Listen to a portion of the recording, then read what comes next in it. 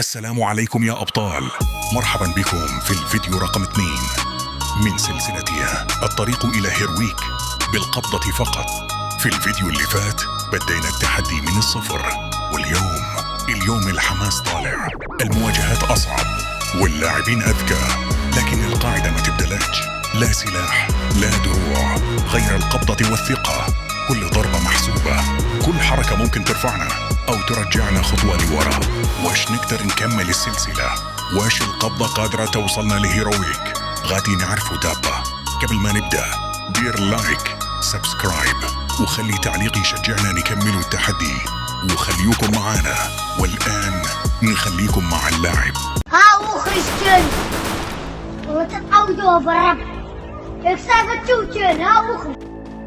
انت قول لي شكون اللي ربط الكلاب وخلاك يبقى تنبيعها بوحدك؟ غتنبيع كي الكليب كي شامبوريس ايش بوبيز بوبيز بوبيز.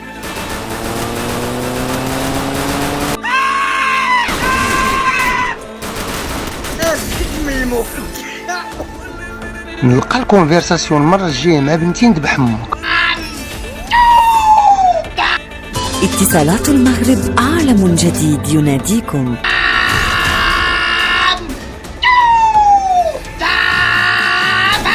ما ترجلوا معنا شويه يا صاحبي، ترجلوا معنا شويه، بعد ارافقوا يرجلنا.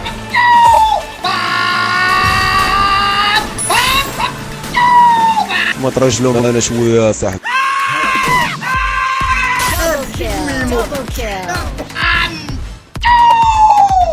كلشي خايف، كلشي تيقطف، كلشي تيترعد. طلع واخا يجي ولي عهدنا مساله دا التليفون برب.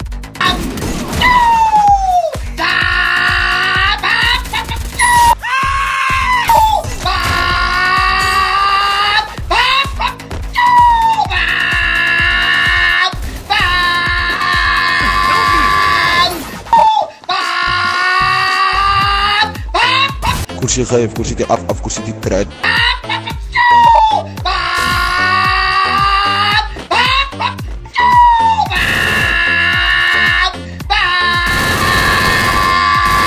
نلقى الكونفرساسيون المرة الجاية مع بنتي نذبح امك، نقطع لامك العصب ديال رجليك.